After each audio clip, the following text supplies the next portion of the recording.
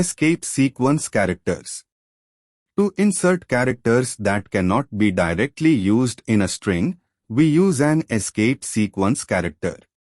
An escape sequence character is a \\/ followed by the character you want to insert.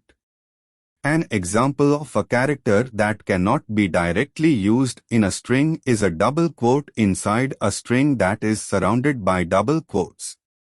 More on print statement. The syntax of a print statement looks something like this. Print objects September is equal to separator, end is equal to end, file is equal to file, flush is equal to flush. Other parameters of print statement. Objects, any object, and as many as you like, will be converted to string before printed. September is equal to separator. Specify how to separate the objects if there is more than one. Default is. End is equal to end. Specify what to print at the end. Default is \n, line feed. File, an object with a write method. Default is sys.stdout. Parameters 2 to 4 are optional.